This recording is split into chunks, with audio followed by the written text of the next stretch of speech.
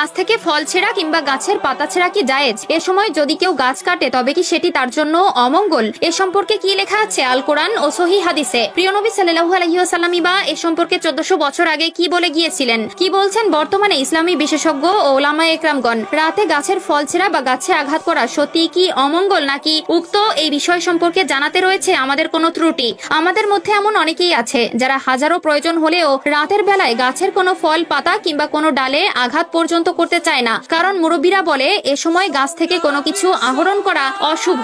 প্রিয় দর্শক, আজকের এই ভিডিওটি অসংখ্য মুসলিমের মনে থাকা উক্ত ধারণাটি পাল্টাতে কিংবা আরো জোরালো করতে সাহায্য করবে, তাই ভিডিওটিকে মোটেও এড়িয়ে যাবেন না। বিষয়টি সম্পর্কে যদি আপনার জানা না থাকে তবে না টেনে পুরো ভিডিওটি দেখবেন এবং ভিডিওটি ছড়িয়ে দিবেন সকল মুসলিম ভাই ও বোনদের মধ্যে। এবং অবশ্যই আপনি যদি আল্লাহর মনোনীত ইসলাম ধর্মে নিজেকে নিয়োজিত রাখতে পেরে খুশি হয়ে থাকেন তবে অবশ্যই আলহামদুলিল্লাহ লিখে কমেন্ট করবেন। তো চলুন ভিডিওটি শুরু করা যাক। প্রিয় দর্শক, আমাদের মধ্যে এমন অনেকেই আছে যারা বিশ্বাস করে রাতের বেলা কোনো গাছ থেকে ফল বা পাতা ছেঁড়া যাবে না, এমনকি গাছের গায়ে কোনো আঘাতও করা যাবে না। মূলত তাদের এই বিশ্বাসটি এসেছে তাদের আগের প্রজন্ম অর্থাৎ মুরব্বীদের কাছ থেকে। এখনো গ্রামগঞ্জে গেলে শোনা যাবে রাতের বেলায় ভুলেও কোনো গাছ থেকে ফল ছিঁড়বে না, ছিঁড়লে গাছটি ব্যথা পাবে, অথবা রাতের আধারে গাছ থেকে ফল পেরে আমাদের ধর্মেও নিষেধ আছে।